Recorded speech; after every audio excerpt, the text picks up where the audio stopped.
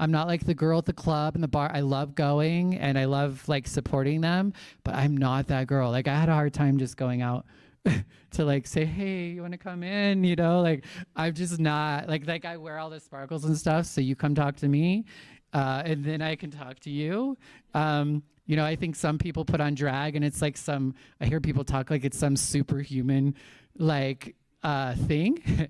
I don't turn into that girl. I do think it is a superhuman thing because I do think it allows me to be vulnerable and it invites people and it draws people into to me who I really want to connect with.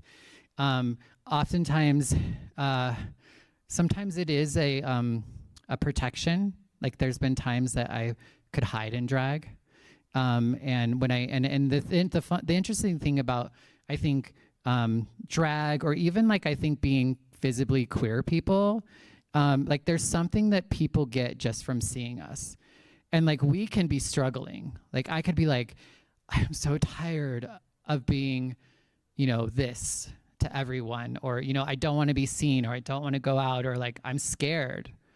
And then people like see you and they're like, oh my God, you're so brave. And which is a whole nother thing. But, you know, they're like, you see that they're like, they're getting some sort of strength from you and they're talking to you and they're animated and they're, you know, like you see these spirits lifted and then it lifts my spirit. So in some ways it kind of works in this way of kind of transmits that way, you know, for me. So it's been interesting to try to figure out, well, how can I still do drag because I love doing drag?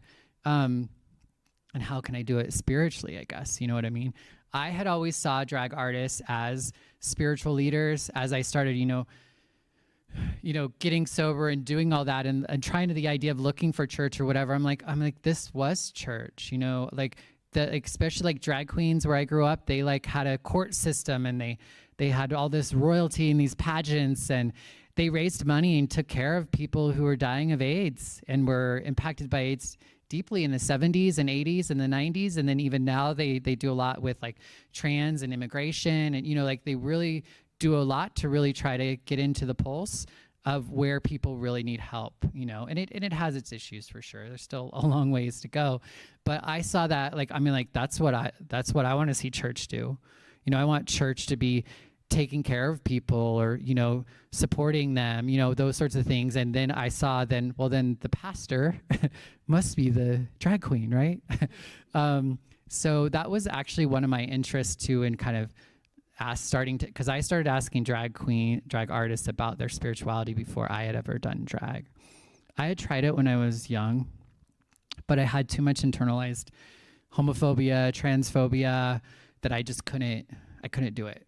I couldn't handle people hitting on me as a girl because I was like, I'm a dude who likes dudes, you know, like that's where I was at in my understanding of myself. I'm not a dude who wants to be a girl, you know, and that's a little crass, but that was just kind of like my thinking at the time. Like being trans wasn't even like a concept to me at that point in time.